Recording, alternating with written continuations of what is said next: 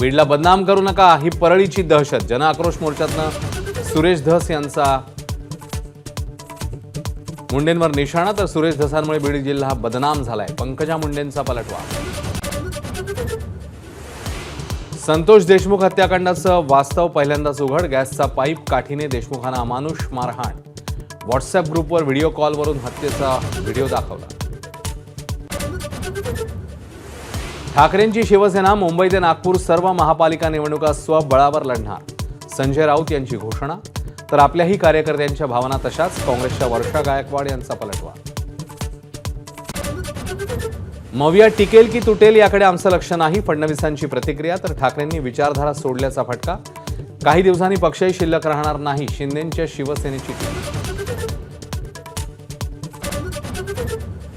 भाजप नेते रवींद्र चव्हाणांची भाजप प्रदेश कार्यकारी अध्यक्षपदी निवड. राष्ट्रीय अध्यक्ष जे.पी. नड्डांनी केली चव्हाणांची नियुक्ती. पुण्यामध्ये पोलीस कॉन्स्टेबलला मारहाण. तरुण नशेत असल्याची माहिती. Video viral.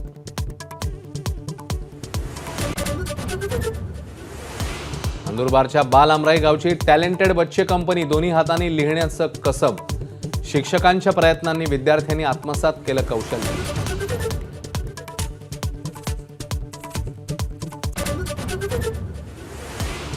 इंग्लंड विरुद्धच्या T20 मालिकेसाठी वेगवान गोलंदाज शमीचं पुनरागमन. अक्षर पटेलकडे उपकर्णधारपद. 22 जानेवारीला पहिली लढाई.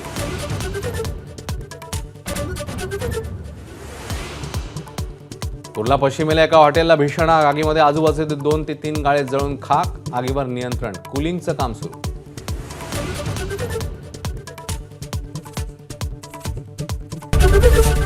एबीपी माझा, उघडा डोळे बघा नीट.